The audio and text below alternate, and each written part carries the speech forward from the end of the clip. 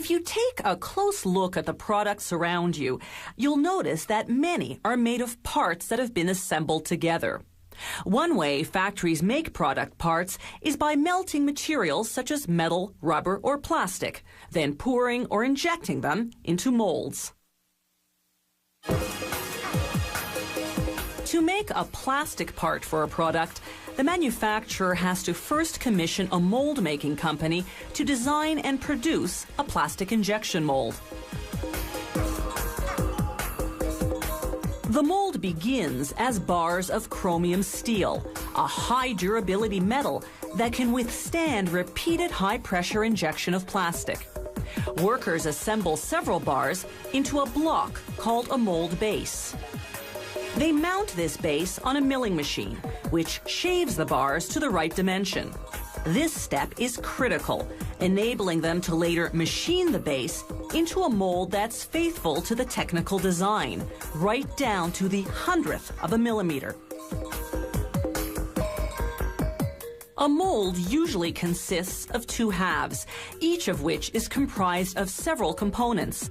The factory drills strategically positioned holes in the bases for the guide pins and bushings that hold the components together when the plastic's injected. A grinder now goes to work smoothing and leveling all surfaces. This prepares the base for the high-precision machining operations that will transform it into a mold component.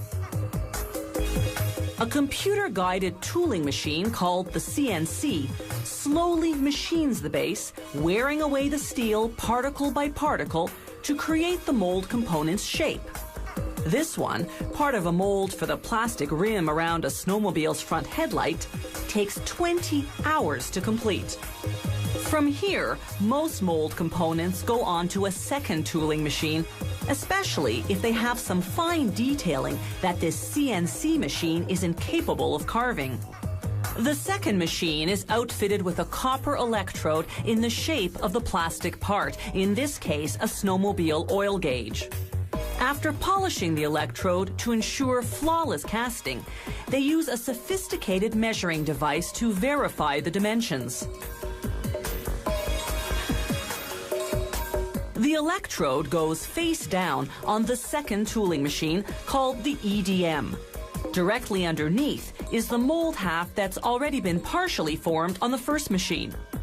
A strong electric current runs through the electrode and penetrates the mold, forming a cavity in the shape of the electrode. After tooling, they drill coolant lines. This is for the cooling fluid they'll use to accelerate the hardening of the molten plastic. Some plastic product parts, like that snowmobile oil gauge we saw earlier, have lettering on them. The factory engraves the letters in reverse inside the mold cavity. After the plastic's injected, the writing comes out frontward and raised.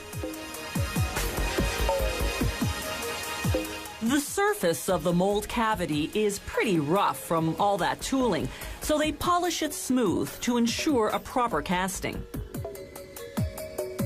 Here's what the two halves of a finished mold look like. The pins and bushings fit together to close the mold before injecting the hot liquid plastic. Once the plastic cools and hardens, it's just a matter of extracting the molded plastic part. Here's a different molding method. A two-step process they're using to make these buttons that go on the steering handle of a jet ski.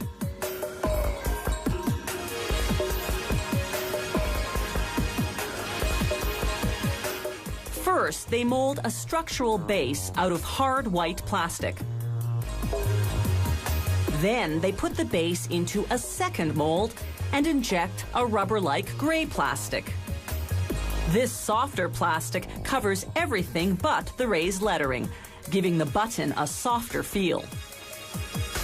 Factories also make molds for aluminum injection and rubber injection, among other materials.